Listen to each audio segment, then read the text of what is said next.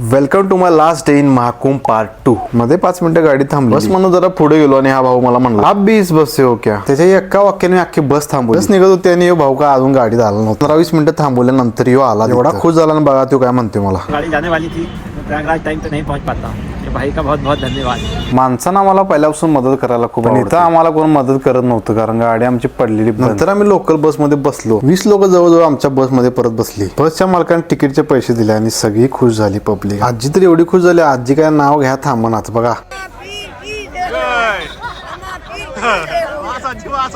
खुश होण्यासारखाच विषय झाला होता कारण की दुपारपासून आम्हाला बसच भेटत नव्हती देव पण आमची लई परेशान बघत होता कारण 2 तासाच्या ऐवजी आम्हाला लागले जवळजवळ 10 तास फायनल आम्ही पोहोचलो डेस्टिनेशनला 2 व्हीलर असू दे 4 व्हीलर सगळीकडे गर्दीच गर्दी म्हणलं आपण चालत गेलेलं बरं आहे 6 किलोमीटर चालत पुढे आलो आणि बघालो चक्की जाळ झाला अजून म्हणलं 5 किलोमीटर आहे बाबो आल्यापासून सगळं भुलभुल्या वाटत होतं एक मॅप चुकला आणि परत आम्ही 7-8 किलोमीटर परत फरफडत चालत गेलो पुढे ह्यो बोर्ड बघायला जरा बरं वाटलं कारण ह्यो बोर्ड बघा लई तरसत होतो आणि फायनल आम्ही पोहोचलो महाकुंभच्या मेन एंट्रन्सला माझ्या अख्ख्या आयुष्यात एवढी गर्दी बघितली नव्हती बघा एवढी गर्दी चालायला जागा येत नव्हती मला कायम लोक म्हणत होती ते येरागेराचं काम नव्हतं इथं जायचं लोक म्हणत होते आखाडे गेल्यात खरं इथं गर्दी काय मावत नव्हती कारण शेवट दिवस होता महाकुंभचा आणि त्यात महाशिवरात्री होती फायनल आम्ही संगम घाटला स्नान केली सकाळ सकाळी 4:30 वाजता न्यूज चॅनलला माझी मुलात घेतली त्यामुळे आपण जरा खुश होतो लेटिव्ह हनुमानाची स्टोरी तुम्हाला नेक्स्ट पार्ट मध्ये सांगणार आहे त्यामुळे फॉलो करा नसेल तर फॉलो करा जय श्रीराम हर हर महादेव।